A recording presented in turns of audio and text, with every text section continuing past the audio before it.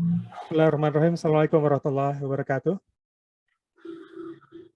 Innal hamdalillah nahmaduhu wa nasta'inuhu wa nastaghfiruh wa na'udzu billahi min syururi anfusina wa min sayyiati a'malina may yahdihillahu fala mudilla lahu wa may yudlil fala hadiyalah. Asyhadu an la ilaha illallah wa asyhadu anna Muhammadan abduhu wa rasuluh. Allahumma shalli ala Muhammad wa ala ali Muhammad. Alhamdulillah insyaallah di pagi ini Allah masih memberi kita nikmat sama-sama untuk kemudian silaturahmi sama-sama untuk kemudian kita belajar bareng insyaallah. Di 90 menit ke depan kurang lebih nanti kita akan bahas banyak tentang terutama istri ya, istri salihah, konsep istri salihah dalam Al-Qur'an episode 4 yaitu antara luka masa lalu dan kekhawatiran masa depan. Ini sambungan dari yang sebelumnya ya. Jadi kalau ada yang tidak menyimak silakan lihat yang episode sebelumnya. Nanti kita bahas sambungan karena ini masih terkait dengan bahasan yang kemarin insyaallah. Ya mudah-mudahan kali ini bisa sama-sama kita mulai dengan sama-sama niat yang baik dan kita ucapkan kata-kata yang baik juga. Kita ucapkan bersama basmalah. Bismillahirrahmanirrahim. Mudah-mudahan jadi catatan amal buat kita dan jadi keberkahan yang tidak terputus karena basmalah yang kita ucapkan ini insyaallah. Baik, kita akan bahas kali ini, masih lanjutan. Saya sedikit review di materi episode kedua kemarin. Jadi ketika episode kedua kemarin kita bahas satu perasaan itu yang dialami perempuan dalam Al-Quran, salah satunya itu yang disebutkan kisahnya Ummi Musa, dikatakannya ibunya Nabi Musa, yaitu farigon. Farigon itu apa? Farigon itu rasa kehilangan. Ya, jadi ibunya Nabi Musa merasa kehilangan ketika diminta Allah untuk kemudian menjatuhkan Nabi Musa kecil bayi ke dalam sungai, gitu ya, ke dalam sungai Nil, yang kemudian dikasih tahu juga kalau nanti itu akan sampai ke tepi dan diambil oleh Firaun. Ya, ada rasa hilang di sana yang disebutkan dalam bahasa Quran itu farigan, ya, farigan itu ya seperti saya bahas kemarin itu serupa dengan kata faiza faragta fansab, pada kata faragta. Kalau kamu udah beres satu urusan, maka beres urusan yang lain. Maksudnya apa? Tuntas. Dari A sampai Z, satu urusan tuntas, maka mulai urusan yang lain. Maka farigan itu seperti itu. Ada sesuatu yang penuh, tiba-tiba plong, hilang. Itu farigan. Yaitu hilang. Hilang itu seperti itu. Jadi setelah kita miliki, setelah kita lahirkan, penuh kasih sayang, penuh rasa cinta, melahirkannya dengan penuh pengorbanan, tiba-tiba ini harus dijatuhkan ke dalam sungai. Maka ada perasaan hilang tuh, farigon. Langsung aja, kayak nol lagi gitu ya. Yang tadi 100%, tiba-tiba langsung turun sampai 0%. Itu farigon. Dan itu kemudian yang sering kita alami juga dalam peristiwa hidup kita, ataupun dalam pernikahan, ya, ataupun dalam pengasuhan bersama anak-anak kita, itu adalah rasa kehilangan. Entah hilang sesuatu yang disayangi, yang dicintai, ataupun makhluk yang dicintai gitu ya. Ada yang kehilangan suami, ada yang ditinggal suami, ada yang kehilangan anak, ada yang ditinggal anak, ya, ataupun harta benda dan lain-lainnya. Nah, ada rasa-rasa yang kemudian bisa jadi salah satu ujian yang akan hadir pada diri perempuan, termasuk juga laki-laki sebenarnya, tapi karena kisahnya ini merujuk pada satu perempuan, kisahnya ibunya Nabi Musa, yang banyak ulama mengatakan namanya Yukabad, gitu ya, itu adalah farigon tadi. Hilang yang tadinya kita punya rasa penuh, rasa sayang, tiba-tiba kita kehilangan. Ya, maka Quran mengasih ajaran buat kita, memberikan ajaran gimana nih kalau sekarang kita mengalami hal seperti ini, atau suatu saat kelak kita menghadapi hal-hal seperti ini, ya. Kita dapat sesuatu, kita miliki sesuatu, kita memegang sesuatu, memeluk sesuatu, memberikan rasa kita, perasaan kita dan cinta kita, tapi dalam waktu sekejap diminta oleh Allah bahkan ya, oleh takdirnya untuk kemudian hilang begitu saja. Dari penuh menjadi nol, ya. Kan kita sudah bahas sedikit, saya sedikit review. Nanti kalau kurang jelas silahkan lihat rekamannya. Ya, ini kemarin ya kisahnya. Wa asbaha fuadu ummi Musa farigan. Ini ya di Quran ayat 10 ini. Yang kemarin kita bahas adalah peristiwa farigannya ini. Peristiwa kosongnya ini. Ya, atau plongnya gitu ya. Plongnya bukan karena lapang, tapi karena kehilangan sesuatu ya, beres gitu ya. Seperti tadi dikatakan fa idza faragta, kalau kamu beres satu urusan, maka oleh Allah diminta selesaikan. Beres satu urusan itu apa? Beres tuntas. Dari yang tadinya banyak pekerjaan, beres sampai nggak ada pekerjaan, maka kerjakan urusan yang lain. Ya, kalau para ulama mengatakan faiza faragta fansab itu adalah kalau kamu beres sholat, jangan lupa zikir. Ya kan, sholat diawali dengan takbir dan diakhiri dengan salam. Nah, ketika udah beres, selesai, sempurna, zikir dulu. Ada yang mengatakan gitu ya. Ada yang kalau sudah beres wajib tambah sunnah dan lain-lain. Ini artinya apa? Farigon ini adalah sebelumnya dalam keadaan tuntas, dalam keadaan penuh, dalam keadaan sayang-sayangnya, dalam keadaan senang-senangnya, lucu-lucunya. Tiba-tiba hilang sesuatu itu. ya, maka itu kemudian didefinisikan sebagai farigon, ada sesuatu yang hilang di sana. Nah, ini kemarin kita bahas di pertemuan sebelumnya, saya sedikit ulas dulu, ya. Kemudian kenapa ini, karena disebutnya qisih gitu ya, suratnya di Quran Al-Qasas.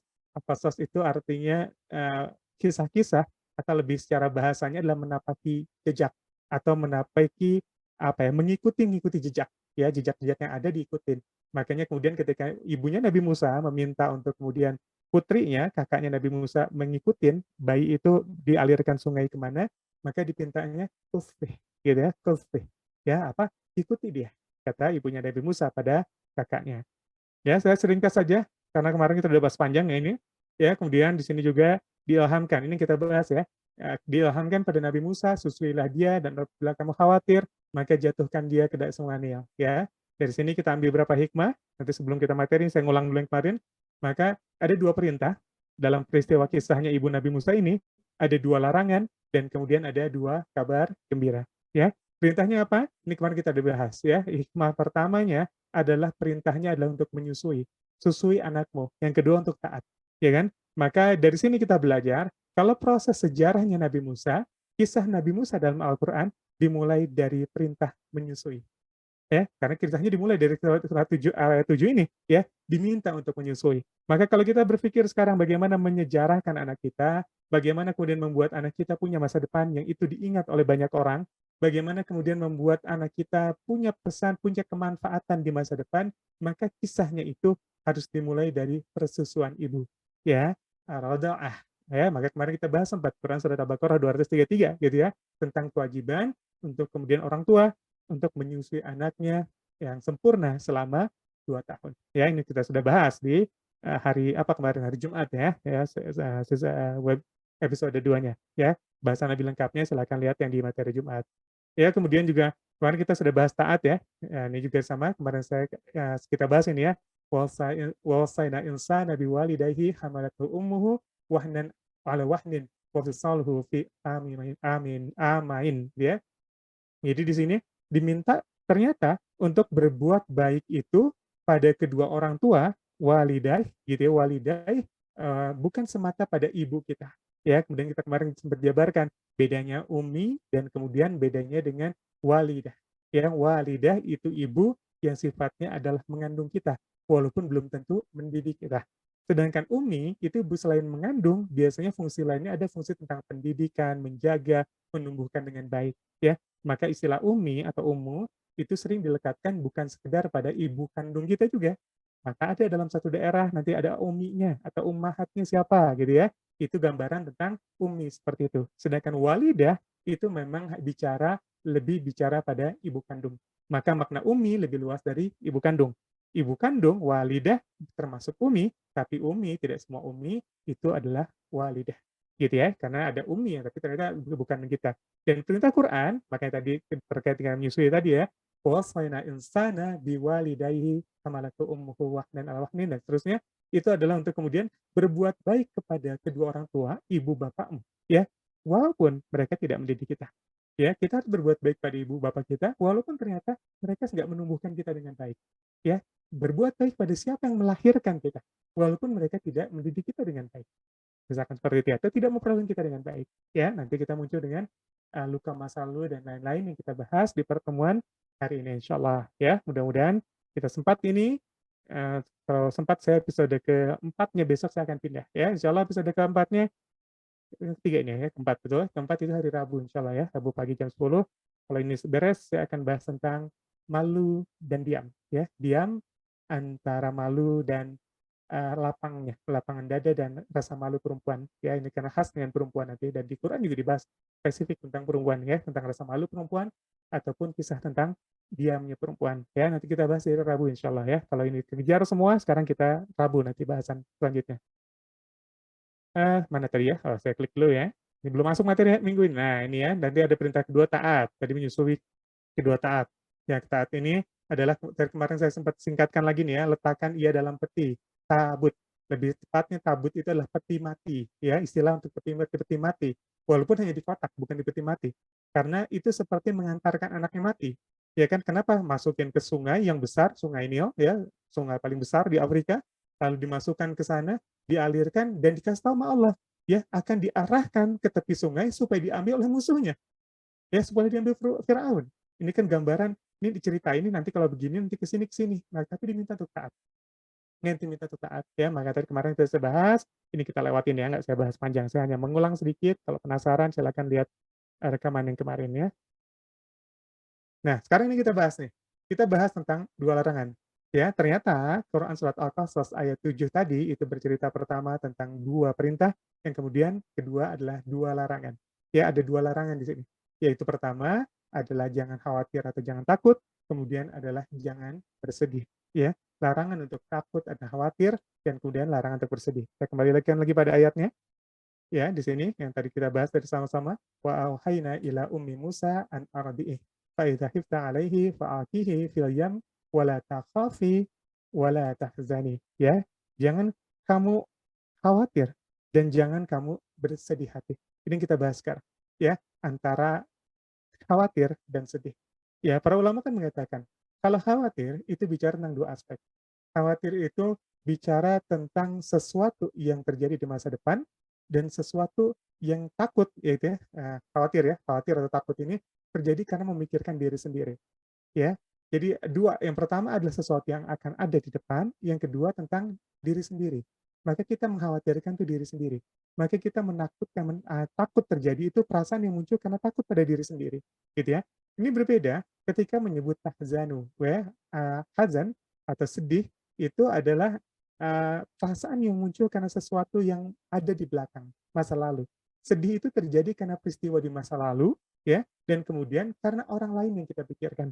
Ya, kalau khauf itu lebih takut karena memikirkan diri sendiri, muncul karena memikirkan diri sendiri, maka bisa jadi ketika ada ulama yang mengatakan ketika turun la tahzan innallaha ma'ana di At-Taubah ayat 40, itu kan kisahnya tentang Nabi Muhammad bersama Abu Bakar ya, Nabi Muhammad bersama Abu Bakar masuk sebuah gua Sur, kemudian di gua itu dia terjebak, di depannya ada musuh, ada lubang-lubang dalam gua itu ya, dan sudah ditutupin sebelum masuk sama Abu Bakar, tapi kemudian ada satu lubang yang belum ditutupi. Makanya ditutup oleh bagian tubuh Abu Bakar dan ternyata keluar binatang dan kemudian digigit di saat Nabi lagi tidur. Ya, kemudian menetes air mata mengenai Nabi dan Nabi terbangun. Kemudian turun atau ayat 40 itu la tahzan innallaha ma'ana. Jangan bersedih ya, sungguh Allah bersama kami ya. Allah bersama kita semua ya, Allah bersama kami ya. Jadi Allah mengatakan itu pada Nabi untuk apa? Untuk menghibur Abu Bakar. Abu Bakar nggak takut. Buktinya dia ikut hijrah. Buktinya masuk ke gua itu adalah Abu Bakar duluan. Ya, dia tutup semua lubang. Dia bahkan nggak takut dengan binatang-binatang berbisa yang mungkin ada di gua itu. Dia nggak takut. Ya, tapi dia sedih. Dia khawatir. Gimana kalau Nabi ketahuan? Gimana kalau Nabi ketangkap? Gimana kalau Nabi kegigit binatang? Nah, maka hiburannya adalah bukan la takhaf, karena Abu Bakar nggak takut, tapi la tahzan, jangan bersedih, ya, karena sedih itu memikirkan orang lain, sedangkan takut memikirkan diri sendiri, ya, banyak di situ. Dan sedih itu bicara tentang sesuatu yang terjadi di belakang, ya, sedangkan takut sesuatu yang akan terjadi di depannya, ya. Maka ini juga bisa jadi dialami oleh kita. Begitu ternyata kita diminta oleh Allah taat pada sesuatu, seperti ibu Nabi Musa tadi, ya, ada perintah, kita kesulitan, tapi jawabannya cuma taat. Kita ada persoalan dengan suami, persoalan dengan anak-anak, persoalan dengan hidup kita, ya, entah sudah menikah atau belum, gitu ya. Ada kesendirian, ada kesempitan dalam hidup kita, ada ujian, cobaan datang pada diri kita, dan kemudian jawabannya adalah untuk kemudian taat. Ya udah taat aja, ya kita ketemu orang, jawabannya taat. Kita nanya orang tua, nah jawabannya taat. Tanya ke guru ngaji, tanya ke ustadz, tanya ke kiai, jawabannya taat sama Allah. Allah minta apa lakuin. Kalau minta sholat, sholat. Ya, kalau minta sedekah, sedekah. Kalau Allah minta salat malam, salat malam. Kalau Allah minta untuk perbanyak duha, perbanyak duha. Ya, dan kita lakuin, bari nggak tahu juga, bari itu bahasa Sunda ya. Sambil nggak tahu juga ya, kita tuh bakal gimana hasilnya. Nah, disinilah taat menemukan jawaban-jawabannya. Ya, ternyata rasa taat itu, atau kalau kita berani memutuskan melakukan sesuatu, bertindak sesuatu, seringkali ini masih menghadirkan ketakutan juga loh tentang masa depan kita dan kesedihan dengan apa yang sudah dialami. Ya, sekarang saya pengen berubah, saya pengen hijrah, taat pakai hijab, taat pakai kerudung. Dan ternyata waktu kita pakai kerudung, waktu kita pakai hijab, bisa jadi waktu memutuskan hijrah itu masih ada ketakutan loh tentang masa depan kita. Ya, dan masih ada rasa sedih tentang sesuatu yang terjadi di belakang kita, gitu kan? Dan ternyata ini manusiawi. Ya, ternyata taat itu tidak selalu kita tuh dalam keadaan lapang ketika kita melakukannya. Maka perlu Allah hibur dan kuatkan ibunya Nabi Musa dengan kata-kata seperti ini, ya, dengan kata-kata wala takhafi wala tahzani. Jangan khawatir, jangan takut, ya kan? Ini artinya apa? Susui kemudian jatuhkan, ya. Terus jangan khawatir kalau sudah melakukan itu. Jangan khawatir, jangan takut, ya. Jangan khawatir dan jangan takut. Ini dua rasa yang Allah titipkan untuk kita hadapi. Ya, khawatir kita kenapa sih? Ya, banyak di antara kita kekhawatiran itu kan terjadi karena ketergantungan kita atau kebergantungan kita dengan makhluk. Ya, dalam pernikahan kita sekarang misalkan kita khawatir dicerai suami, ya, kita khawatir suami nikah lagi misalkan gitu ya, kita khawatir suami mendua, kita khawatir anak ngelupain kita pas dewasa, kita khawatir anak jadi anak yang buruk dan kemudian wah memperlakukan kita dengan buruk seperti berita-berita sekarang ya, orang tua ngebunuh anak di mana-mana, diracun lah di mana, kita khawatir dengan itu semua gitu ya. Maka satu-satunya cara untuk kita nggak khawatir ya, yang akhirnya berakibat kecewa gitu ya dengan masa depan kita, itu kan sebenarnya adalah menggantungkan sesuatu itu pada Allah. Ya, sewaktu kita menggantungkan banyak pada makhluk atau pada ikhtiar kita atau sesuatu yang terukur pada ukuran makhluk, maka bisa jadi khawatir ini akan terus-terusan ada. Yang lihat suami makin lama makin ganteng, ya, bukan makin jelek misalkan kan gitu ya tabiatnya laki-laki. Ya secara biologis umur 45 ke atas laki-laki itu justru makin ganteng. Ya, terus di saat perempuan maaf misalkan mulai menua, ya, mulai ada penurunan dalam kualitas fisik, laki-laki itu pesonanya malah naik. Ya, secara ilmiah begitu kan ya. Itu terjadi begitu. Dan ketika itu terjadi, wah makin khawatir. Sewaktu kita gantungkan ini banyak pada makhluk, memang ini akan menghasilkan rasa kecewa. Ya, maka PR-nya kalau kita pengen mengatasi yang pertama, gimana sih supaya kita nggak banyak khawatir, gimana sih supaya kita nggak banyak takut dengan sesuatu yang akan terjadi di depannya, maka mulai belajar untuk kemudian menggantungkan sesuatu itu pada Allah bukan pada yang lain-lain. Maka sama seperti doanya Nabi Zakaria, ya, ketika beliau di tengah apa ada yang mengatakan berpuluh tahun ya, ada 30, ada 40 tahun itu belum punya anak, ada yang mengatakan 60 tahun, ya gitu ya, tidak dikaruniai anak oleh Allah gitu ya, maka dia berdoa kan dan doanya lihat ujungnya ya walam akum bidu'aika rabbi syaqiya ya dan aku itu belum pernah kecewa dalam berdoa padamu ya Allah ya. Padahal doanya puluhan tahun untuk punya anak sampai rambutnya sudah memutih, badannya udah lemah. Ini sebuah gambaran udah tua banget nih, sampai tua nggak dikasih-kasih juga, ya. Tapi ketika dia berdoa pada Allah, dia katakan, sungguh aku belum pernah kecewa dalam berdoa padamu, ya Allah. Ya, walam yakum bidu'aika rabbi syaqiyya. Sedangkan kita baru doa berapa tahun, baru hijrah berapa tahun, baru taubat berapa tahun, ya. Kita minta belum dapat-dapat, kita udah kecewanya banyak. Kita tinggalin Allahnya banyak. Kita minta ya Allah kasih suami yang baik dong, rubah suami, misalkan gitu ya. Atau anak, tentang yang lain-lain. Udah berdoa berkali-kali tiap hari, sholat malam dan lain-lain. Kok nggak berubah-ubah, kita nggak sabaran. Dan kita gampang untuk bilang syakiyah. Jadi syakiyan itu kan lawan dari kata sa'adah. Ya, jadi kalau video sebelum diputar nggak gitu ya. Sa'adah, lawan dari sa'adah itu syakiyan. Sa'adah itu tuh bahagia. Lawannya syakiyan, derita, kecewa. Gitu ya. Lawan dari kebahagiaan itu ada syakiyan, kecewa. Ya, maka seperti kalau ini lawan bahasanya kecewa ya, aku nggak pernah nggak bahagia loh dalam berdoa padamu. Aku nggak pernah aku sengsara ketika aku berdoa.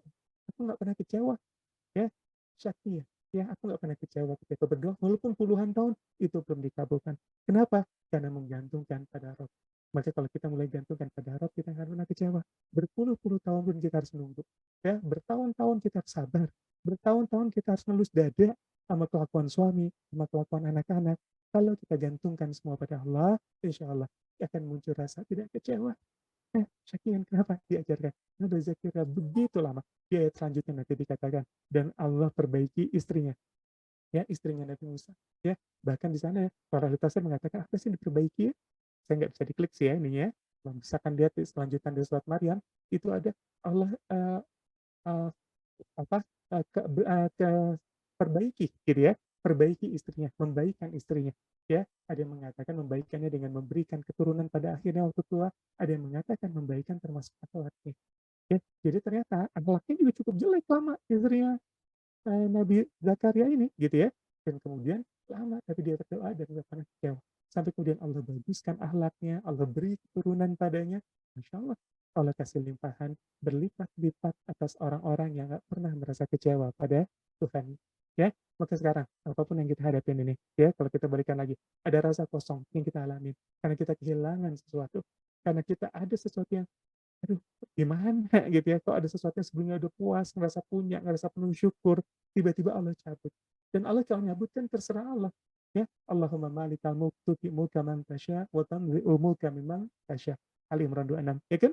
Allah kalau punya kerajaan dan Allah pengen ngasih kerajaan pada seseorang, Allah kasih aja. Dan wa tanzi'ul mulka mimman tasya gitu ya. Dan kalau Allah pengen cabut, ya cabut aja. Allah nggak nunggu siap nggak siap. Ya, Allah kalau pengen ngasih sesuatu pada kita, nggak nunggu kita siap kadang. Allah kasih aja. Dan Allah kalau pengen cabut sesuatu dari kita, itu kadang-kadang juga nggak nunggu kita siap. Ya, Allah cabut-cabut aja. Dan bayangkan ketika ini terjadi. Ketika Allah mencabut sesuatu yang kita miliki. Yang tadinya punya rumah, rumahnya harus dijual. Yang tadinya punya kendaraan, kendaraannya harus dijual. Yang tadinya ternyata punya usaha, usahanya dimulai lagi dari bawah. Dimulai lagi dari nol. Gitu ya. Yang tadinya punya suami, suaminya pergi entah kemana. Yang tadinya punya anak, anaknya ninggalin kemana. Dan ada rasa yang hilang saat itu. Mari Tuhan, kita mau ngapain lagi? Lagi pandemi. Gitu ya. Berapa tahun kita dihantam pandemi. Nggak sedikit yang kesulitan, nggak sedikit yang repot, nggak sedikit yang kebanting sana-sini di depan keluarga, ya di depan tetangga dan lain-lain lingkungan. Tahu harus ngapain lagi, ya ada perasaan yang lapar, ya maka ikuti petunjuk Allah buat ibunya Nabi Musa ketika dia kehilangan sesuatu yang berharga kan tadi, ya apa? Kalau udah taat, jangan takut dulu. Ya, jangan takut dulu. Gantungkan pada Allah dan jangan pernah bilang kecewa pada Allah. Ya, kita nggak pernah kecewa. Bahkan berapa lama pun kita harus meminta, katakan selalu dalam akhir doa kita. Seperti kata-kata Nabi Zakaria. Ya, walam akum bidu'aika rabbi syakiya. Ya, dan aku itu nggak pernah kecewa ya Allah. Hari ini doa gitu. Minta apa? Minta apa sama Allah? Ya Allah beri jalan keluar atas masalah saya. Dan aku nggak pernah kecewa kalau berdoa kepadamu. Syukur nanti doa gitu lagi. Asar nanti bilang gitu lagi. Aku nggak pernah kecewa. Maghrib bilang lagi aku nggak kecewa. Di subuh isya terus ulangin terus. Bilang kita nggak pernah kecewa. Karena selama kita meletakkan Allah, kita akan pernah kecewa. Kecewa itu banyak. Suatu kita menggantungkan sesuatu pada makhluknya. Ya, maka wali rabbika tasbih kata Allah. Dan karena Tuhanmu bersabar. Maka alasan paling baik dari sabar itu Tuhan, bukan yang lain. Ya, ini dulu kisahnya udah lama banget. Saya pernah bersabar dengan seseorang yang kemudian sakit dan kemudian waktu saya jenguk, kita ngobrol ya. Terus dia bilang sakitnya cukup parah, ya. Cancer ya, jadi kanker, dia cukup parah.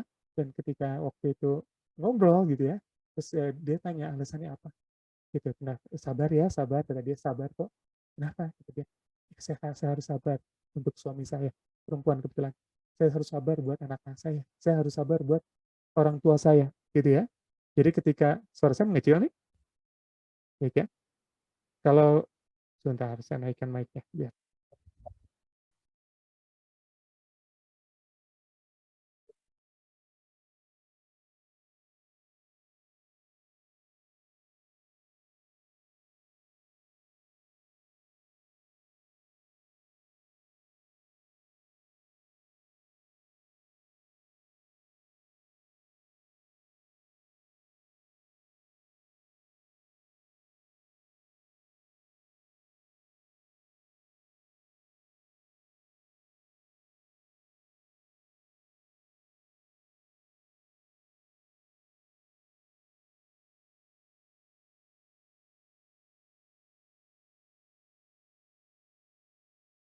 Tes. Oke.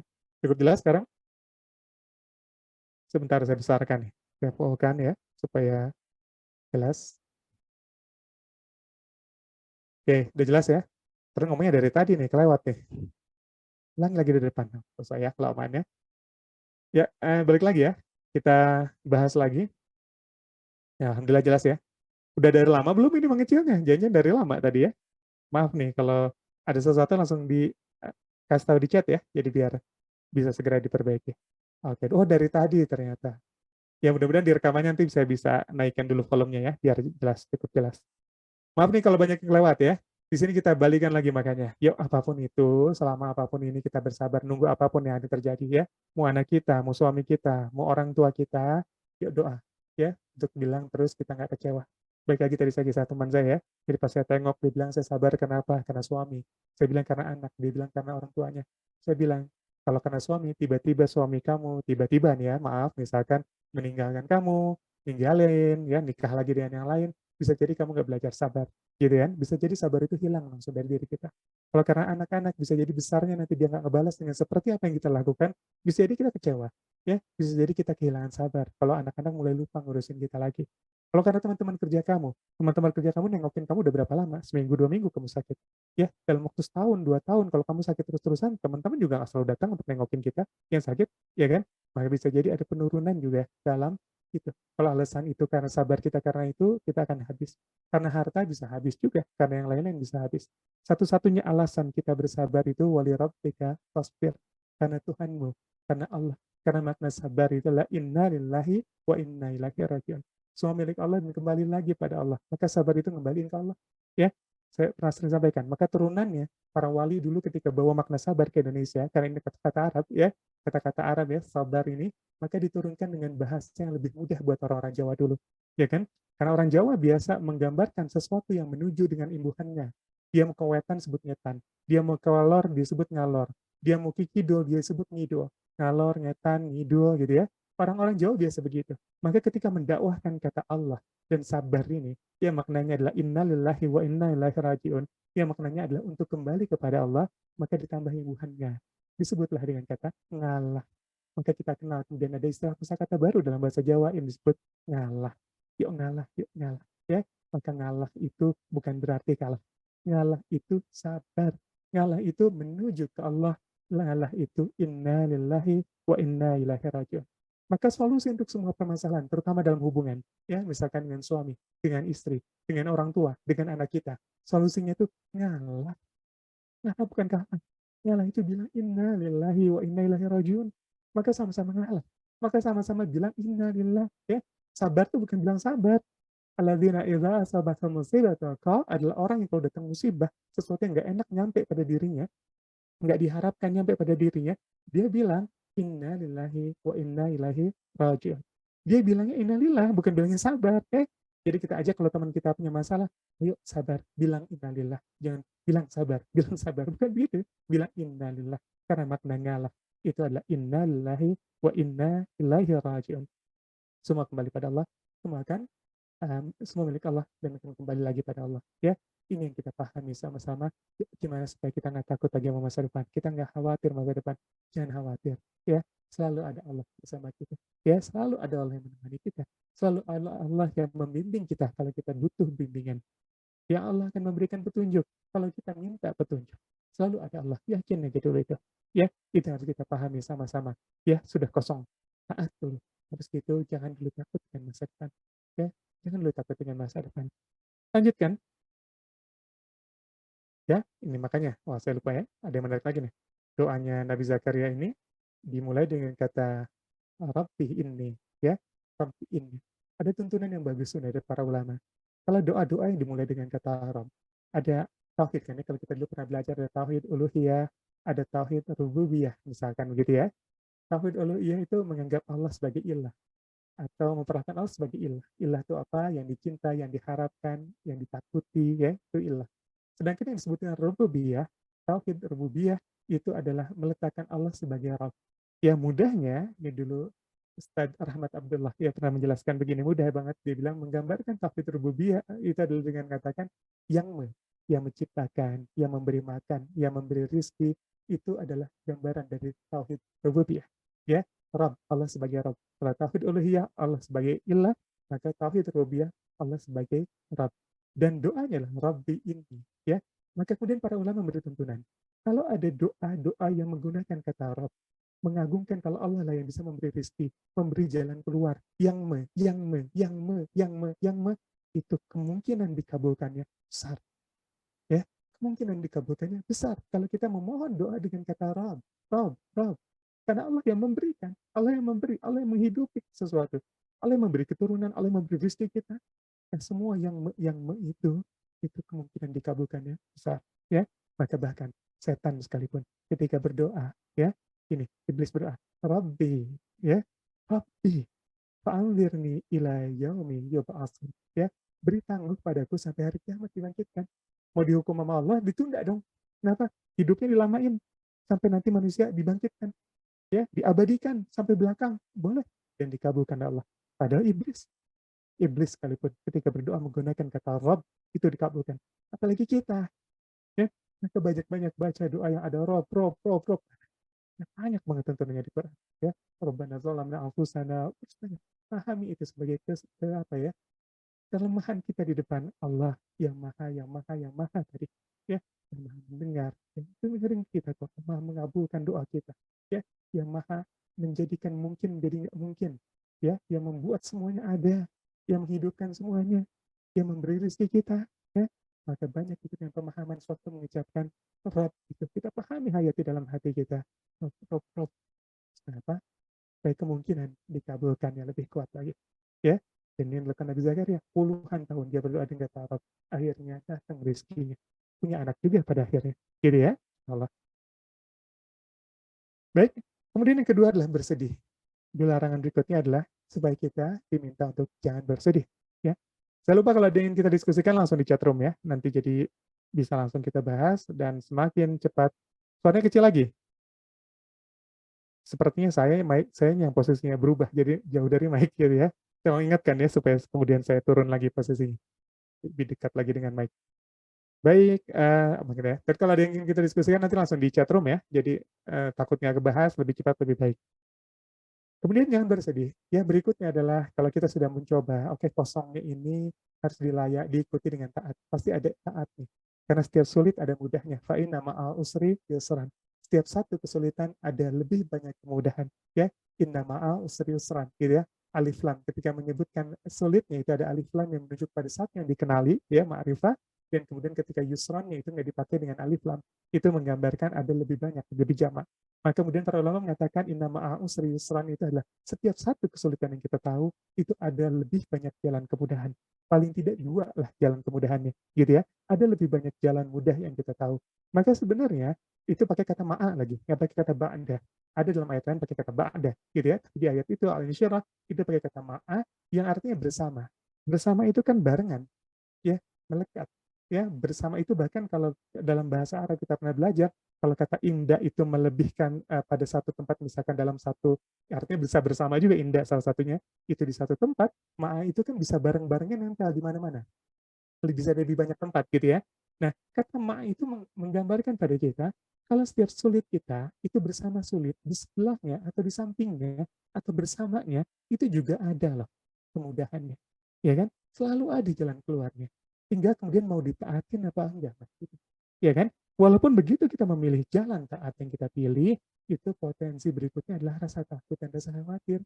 Maka kemudian dihibur oleh Allah, jangan takut dan jangan khawatir. Kalau kita memilih taat dari jalan-jalan yang kita ingin perbaiki semua. Gitu ya. Jangan takut, jangan khawatir. Bahkan ketika ini terasa berat, terasa mengkhawatirkan, menakutkan, sepertinya dalam bayangan kita, jangan takut, jangan khawatir dulu. Ya, yang kedua bersedih. Jangan bersedih, gitu ya. Sebenarnya sedih sendiri nggak dilarang, ya, walaupun banyak kata apa ya, huzni itu atau bersedih itu, hazan itu kan memang banyaknya pakai kata la, ya, la-nya itu la nafi banyaknya ya. Jadi la apa walaupun la nafi gitu. Jadi la yang mengingkari atau la yang melarang gitu ya. Kayak la tahzan, jangan kamu bersedih ya. Banyak yang mengartikan sebagai larangan untuk bersedih atau juga kemudian menafikan nggak ada rasa sedih. Itu juga sering ya, seperti gambaran ketika orang-orang di surga itu juga nggak ada rasa sedih gitu ya. Itu tidak bersedih, tapi itu menafikan, artinya nggak ada sedih. Ada yang nggak ada yang melarang ya. Tapi sebenarnya sedih dalam perasaan sebenarnya juga ada disebutkan dalam Quran ya. Misalkan ketika ini dialami oleh ini saya bacakan dulu ya. Ini kembali lagi yang tadi, jangan bersedih, jangan itu. Kemudian di atas ayat 8 ya, ingat di sini ada dikatakan wahadana ya, maka dipungutlah dia Musa kecil oleh keluarga Firaun yang akibatnya dia menjadi musuh dan kesedihan bagi mereka. Kesedihan ya. Ini bayangkan ayat 7-nya itu adalah tadi ya, perintah untuk masukkan ke dalam sungai, ya, masukkan ke dalam sungai dan jangan khawatir, jangan sedih. Ngomongnya jangan sedihnya ke siapa? Ke ibunya. Artinya apa? Ibunya tuh nggak akan ngalamin sedih, maka jangan bersedih deh. Udah, jangan bersedih, sedih. Tenang aja, gitu ya. Akan ada balasan yang baik, udah jangan bersedih. Kenapa? Karena Allah katakan, yang justru akan mengalami kesedihan adalah Fir'aun yang ngambilnya. Ya, Di sini katakan ini, ya lahum aduwan wahadanan gitu ya. Dan Musa yang diambil yang kecil itu kelak menjadi musuhnya dan juga kesedihan baginya. Bagi siapa? Bagi Fir'aun. Jadi ini gambaran luar biasa. Ya, jadi kamu nggak usah sedih dengan ketaatan. Kenapa? Ada orang yang zalimin, ada orang yang jahatin kita, ada orang yang kita takutin, ada orang yang mengkhianatin kita, ada orang yang menipu kita, gitu ya. Nggak usah khawatir, nggak usah sedih. Kenapa? Karena Allah jamin kok orang yang jahat gitu atau orang yang buruk ada jalan untuk kemudian mereka akan rasa sedih sendiri, ya. Dan kata ini nggak diilangin kata Allah, ya artinya ini sedih itu adalah sesuatu yang mungkin dialami oleh manusia, ya. Maka memang ada larangan la tahzan itu dalam artian melarang atau kemudian meniadakan rasa sedih gitu ya. Tapi dalam kondisi-kondisi lain sedih itu adalah sesuatu manusiawi yang itu boleh dialami oleh manusia baik ataupun buruk ya. Artinya apa? Jangan berpikir yang sedih itu cuma orang baik. Wah, jadi orang baik mah nggak enak, kenapa sedih mulu? Dia tuh orang-orang jahat ketawa-ketawa mulu. Kata siapa? Ya, dikatakan Allah bahkan Fir'aun yang ngambil bayinya pun dikasih kesedihan. Ya, kemudian kita klik lagi itu di ini. Nah, ini kata wa annahu huwa adhaka wa abka. Ya, di Quran surat An-Najm. Dan sungguh Allah yang menjadikan orang itu tertawa dan menangis. Ya, jadi sesuatu itu wajar. Allah bikin kita bisa tertawa. Dan kadang Allah membuat kita menangis karena kesedihan. Ya, ini pergiliran luar biasa dalam hidup manusia. Ya, dan kemudian di sini ada gambaran juga di Quran surat Yusuf ayat 84. Ya, ketika Yakub berpaling dari anak-anak mereka. Ini kisahnya Nabi Yusuf ya. Kisah Nabi Yusuf ketika Yakub berpaling dari anak-anak mereka karena apa ya, saudaranya Nabi Yusuf itu kan memasukkan menjatuhkan ke dalam sumur ya, dan disangkanya sudah meninggal ya, sangkanya udah nggak ada ya, dan dia duka cita, bersedih terus-terusan ya. Saya sampaikan apa, sedihnya itu bahkan sampai matanya menjadi ini ya, karena kesedihan ya. Sini ada kan minal huzni fahuwa kadhim ya. Dia menjadi matanya jadi putih karena sedih. Kenapa? Kebanyakan nangis. Ya, kebanyakan nangis, putih dan dia adalah orang yang menahan amarah terhadap anak-anak. Artinya apa? Nabi Yakub tuh sedih banget. Sampai sedihnya dia nangis terusan sampai matanya memutih. Ya, ya ini jadi gambaran juga. Makanya kisah Nabi Yakub ini itu ngasih gambaran ke kita bagaimana sih manajemen kesedihan. Ya, manajemen kesedihan itu gimana sih kalau kita ngalamin sedih tuh. Dan ternyata Nabi Yakub itu pertama adalah pergi. Ini kan dalam kisahnya dia ketika berpaling dari anak-anaknya. Ya, jadi anak-anaknya melaporkan, wah oh, begini nih, saudara kita begini, begini, begini, dia dimakan oleh serigala, ini bajunya nih penuh darah, pada darah domba yang dikasih ke bajunya itu. Ya, Nabi aku paham itu, ini kerjaan anak-anak yang lainnya. Gitu dia tahu itu pasti. Jadi itu bukan seperti itu kejadiannya, tapi dia diam saja dan dia berpaling.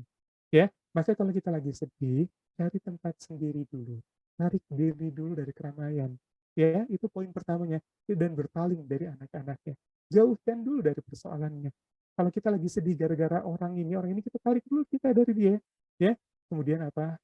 Dia menangis, dia menangis, maka keluarkan air mata kita. Kalau kita lagi sedih, ya tarik diri. Kedua, keluarkan air mata, ya. Kemudian tahan amarah, ya, bahwa tadi tahan marah kita dulu, ya. Kadang-kadang kita sedih, kadang-kadang karena kecewa sama anak kita, kecewa sama suami kita, kecewa sama orang-orang kita, sama orang tua kita bahkan. Yuk, tarik diri dulu, ya, tarik diri dulu, kemudian tahan tangis, silakan menangis dulu, tahan marah dulu, jaga marah kita dulu, ya, jaga marah kita. Aku dilanjutkan, ya di Quran surat ayat 86-nya, saya potong, 85-nya, itu adalah pertanyaan anak-anaknya, kenapa sih sampai gini, gitu ya, udah nggak usah terus-terusan kalau sedih itu, gitu ya. Lalu Yakub menjawab, sesungguhnya hanya kepada Allah aku mengadukan kesesudahan dan kesedihanku, ya, wahuzni ilallah, gitu ya. Qala innama ashku bathi wahuzni ilallah wa'lamu minallahi ma la ta'lamun. Dan aku mengetahui dari Allah apa yang kamu tidak mengetahuinya. Dan maka yang terakhir yang dilakukan kalau kita sedih, ya, kalau kita tarik diri. Kemudian yang kedua adalah nangis, ya, silakan nangis. Ketiga, tahan marah. Yang keempat, jangan mencela. Ya, yang kita lakukan ketika terjadi sesuatu, balikan. Sungguh hanya pada Allah aku mengadu kesusahan dan kesedihanku. Maka saat kita kehilangan, kita sedih itu kan karena sesuatu yang terjadi masa lalu tadi ya. Ada yang kehilangan, ada yang ditinggal, ada yang lain-lain.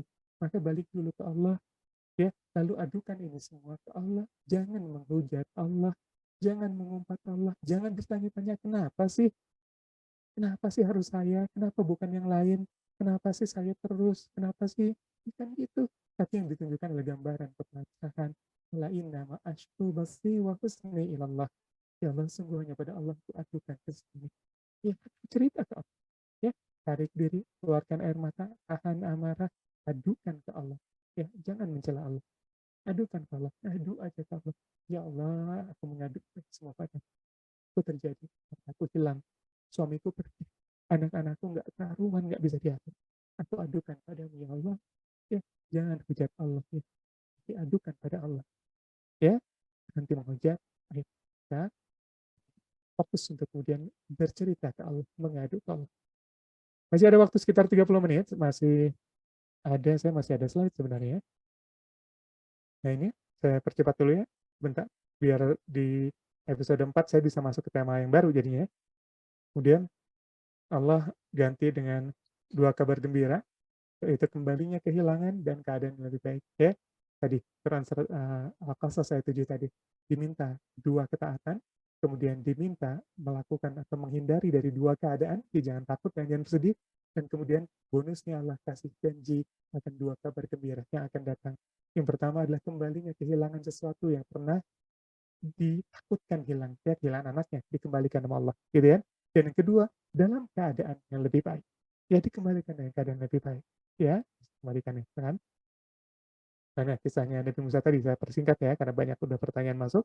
Dikatakan maka kami kembalikan kembalikan Musa kepada ibunya supaya senang hatinya dan tidak berduka cita. Wala tahzan walita'lama anna wa'dallahi haq, gitu ya, supaya mengetahui bahwa janji Allah itu benar, ya. Maka percaya deh, kalau kita sekarang merasa kehilangan seperti kehilangan Nabi Musa, sesuatu yang sudah penuh tiba-tiba kosong, sesuatu yang full tiba-tiba kosong, sesuatu yang sudah sedang disayang dan dicintai-cintainya tiba-tiba hilang gitu aja, nggak bersisa, nggak berbekas bahkan di hati, gitu ya. Maka Bismillah, taat aja dulu, taat, percaya sama janjinya Allah, ya. Taat dulu, bukan dua ketaatan, ya. Lalu coba untuk nggak bersedih dulu, nggak banyak berlarut dalam kesedihan ataupun kekhawatiran, serahkan pada Allah, maka Allah janji akan hadirkan sesuatu yang hilang itu kembali dalam keadaan lebih baik, ya. Katakan untuk apa Allah menghadirkan itu? Ya, supaya hati kita senang, menghibur sedihnya kita tadi, ya. Maka kita nggak sangka tiba-tiba kita kehilangan harta, kita kehilangan bisnis, kita kehilangan kendaraan, kita kehilangan motor, gitu ya. Atau Allah, Allah maunya apa? Ikutin, ya. Jangan khawatir nanti gimana anak saya, nanti gimana ini, gimana kita tinggal, umur sudah segini, jangan dulu khawatir sesuatu di depan. Jangan juga sedih dengan kehilangan yang sudah terjadi. Allah akan kembalikan untuk menghibur hati kita, ya, supaya hati kita senang dan nggak lagi berduka cita, nggak lagi bersedih, ya. Supaya Allah ngasih tahu itu, Allah ngasih itu kita kelak, supaya ngasih tahu pada kita janji Allah itu benar, ya, dan Allah itu menepati janjinya. Ya, janji Allah itu benar. Maka ketika Allah berjanji, ya ayyuhalladzina amanu sta'inu bis sabri wassalah, hai orang-orang beriman, ya, minta tolong kamu dalam keadaan sabar, ya, dalam keadaan dengan sabar dan salat, ya. Maka kalau sekarang kita ada dalam masalah dan kita butuh tolong, kita butuh tolong dengan sabar dan salat, lakukan aja dulu. Belajar sabar, belajar perbaikin salat, belajar sabar, belajar perbaikin salat, belajar perbaikin, maka Allah kembalikan apa yang hilang dari kita.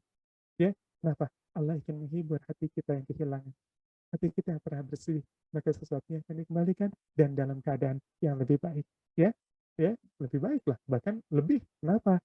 Karena dia diambil, disuruh menyusui sambil digaji, ya kan? Akhirnya digaji. Karena nggak ada yang mau menyusui Nabi Musa kecil, waktu itu yang Musa kecil nggak ada yang menyusui selain ibunya sendiri yang mendapatkan lipatan kebaikan berulang-ulang. Ya, bersamanya kami lakukan pada Nabi Musa, susui dia apabila kamu khawatir terhadapnya, maka kami jatuhkan.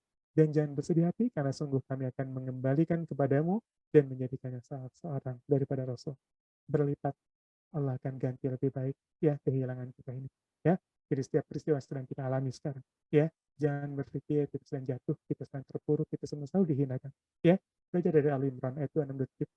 Allahumma malikal tuti mulka man tasya wa tadhi'u mulka mimman tasya wa tu'illu man tasya wa tudhillu man tasya biyadika khair, dan selanjutnya Allah katakan kalau Allah pemilik kerajaan dan Allah ingin memberi kerajaan itu pada seseorang yang dikehendaki, maka Allah beri aja. Dan kalau Allah pengen cabut, Allah cabut aja. Dan kalau Allah pengen muliakan seseorang, Allah muliakan. Dan kalau Allah pengen hinakan seseorang, Allah hinakan dia. Maka ternyata ini gambaran ya dalam Al-Imran 26 ini. Allah ngasih gambaran pada kita kalau ternyata nggak selalu berbanding lurus. Tentang datangnya sesuatu pada kita berarti kemuliaan. Dan hilangnya sesuatu dalam kita, dari diri kita, berarti kehinaan. Karena ada seseorang yang diberi kerajaan pada dirinya dengan maksud menghinakan. Ada orang yang kehilangan sesuatu dengan maksud memuliakan. Maka nggak selamanya semua yang sedang memiliki itu sedang dimuliakan oleh Allah. Dan semua yang kehilangan sedang dihinakan. Nggak selamanya seperti itu. Karena bisa jadi ada yang memiliki tapi sedang dihinakan. Ada yang kehilangan tapi sedang dimuliakan. Ya, ini kita ambil dari doa Al-Imran 26 ini. Ya, maka kehilangan kita, ya, kehilangan apapun yang sedang kita rasakan, taatin, obatin dengan taatnya kita. Jangan selalu merasa apa yang terjadi, apa aku sedang begini, nggak selalu. Evaluasi boleh, tapi nggak selalu berarti kita sedang dihinakan oleh Allah. Nggak selalu seperti itu. Dan sama, apa yang sedang kita berlimpah miliki hari ini. Satu orang lain sulit, kita senang. Satu orang yang nangis, kita tertawa, gitu ya. Itu belum tentu. Karena kita sedang dimuliakan oleh Allah. Ya, nggak selalu seperti itu ternyata. Ya, ini yang kita harapkan. Seperti pada akhirnya kisah surat Yusuf, tadi kita bahas Yusuf juga ya. Nabi Yusuf juga gitu peristiwanya. Setelah kayak gimana? Ujungnya ternyata Allah angkat. Ya, Allah kembalikan putranya, Nabi Yakub, dia balikin putranya Nabi Yusuf dalam keadaan lebih baik menjadi seorang raja. Ya, ini kita bahas dalam materi selanjutnya lah ya, kita Nabi Yusuf ini nanti.